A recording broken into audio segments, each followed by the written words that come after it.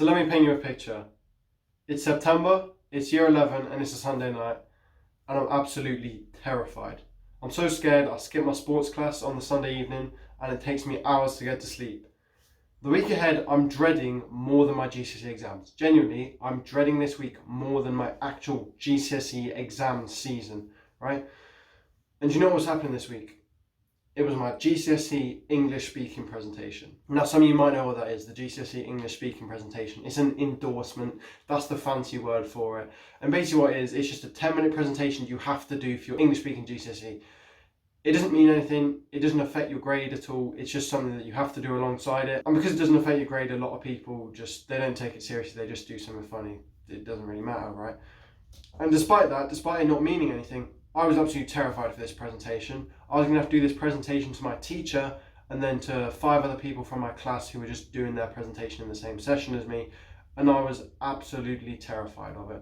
The Sunday night, the Monday night, the Tuesday night, I didn't sleep at all. And then on that Wednesday, when I was standing up to do my presentation, I was shaking. That's how scared I was. I thought it was going to be the worst week of my life that week, just because it had the English speaking presentation in it. Yeah, I went from being absolutely terrified of that English speaking presentation to my teacher and 5 people to, in year 13, delivering a talk on degree apprenticeships to over 300 people. Now in this video, I'm going to explain my story of how I got over my fear of public speaking. So that was September year 11, absolutely terrified of the English speaking presentation. Fast forward a couple of months to November and I was chosen to do the last post. You might know what the last post is, so it's a piece that gets played by someone on the trumpet or bugle, that sort of thing. At 11 AM on Remembrance Day, they play it and then it's a 2-minute silence and then they play the reveal, which is just the ending part of it. And it's daunting, it's very scary. You might have heard it if they do that sort of thing in your school, and it's completely exposed, everything's silent. If you make a mistake, everyone will notice. You have to time the 2-minute silence perfectly and then play. It's a very scary thing, and in this November of year 11, I was selected to. I do play the trumpet, by the way. I wasn't just selected to do this and I had to learn a whole new instrument in the space of two working days or something, right? I do play the trumpet and I was selected to do it, okay? This was in front of 1-year group, so probably about 180 people I was doing it in front of, and I was terrified because I knew that if I made a mistake, everyone was noticed. Even though I was terrified, I agreed to do it, I did it, and in the end I did make a couple of mistakes, but I actually found out no one noticed, which is something I want you to remember. So fast forward to May of year 11, and it's another trumpet solo actually, and my trumpet teacher put me in for a solo in year 11 assemblies, the whole of year 11. He put me in for a solo to play one of my grade 8 pieces. Now I was doing my grade 8 in July, this was May, and when I say I couldn't play the piece yet, I genuinely mean I couldn't play the piece yet. I don't mean I could play it not perfectly and there's a couple of mistakes. No, I mean genuinely the entire second half of the piece I can't play.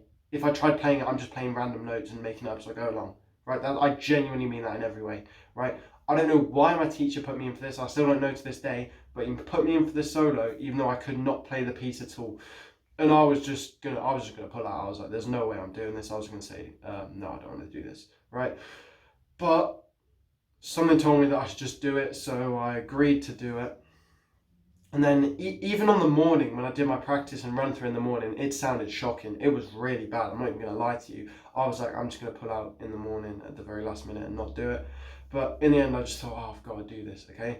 So I played it. It was really bad. Like, it was because, as I say, I can't play it. So I'm just sort of making it up as I go along because I'm still 2 months away from my exam. So I can't play it yet. And when I sat down after that solo, I was so embarrassed. I just sat there for the rest of assembly thinking, when this assembly ends and I have to go into the first lesson of the day, it's going to be so embarrassing. I'm going to walk into the classroom, everyone's going to be laughing at me, saying, you're rubbish, that was the worst thing I've ever heard, why are you even here right now? That's what I was ready for. I was ready for absolute abuse because of this trumpet solo.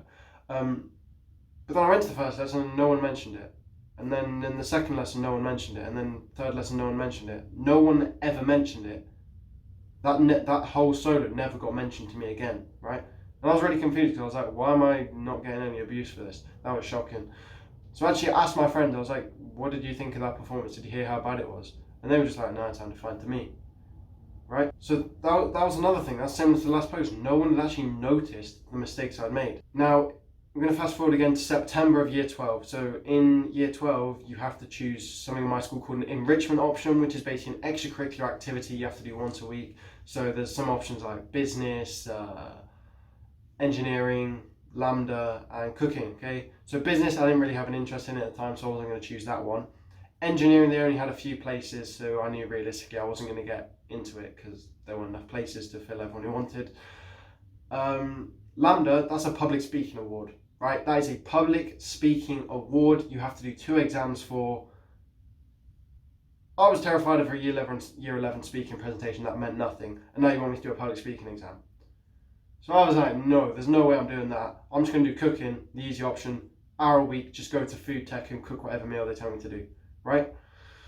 And I was this close to choosing cooking, just taking the easy option, but in the end, I just decided that I had to, I don't know, face my fears or something and do the Lambda public speaking, even though I absolutely hate public speaking, but I chose it. Do that every week, and then eventually get to December, and that's when it's the bronze Lambda exam. And now this is where you can see a noticeable improvement in my public speaking, because remember for the year 11 speaking presentation, for the week before I was terrified. For this one, I wasn't terrified for the week before. I was a bit nervous in the morning, I'll give you that, but I was not terrified for a week. So there you can see a noticeable improvement from year 11, where I'm terrified for the entire week leading up to it, to year 12, where I just get a bit nervous in the morning, right? So did the bronze exam, got distinction, fine. And then after this point is where I flicked, and this is where my public speaking basically went from fear to no fear. There was nothing, right? So do the gold exam in April, no fear at all, not even slightly nervous beforehand, nothing, right? I just did it and got distinction.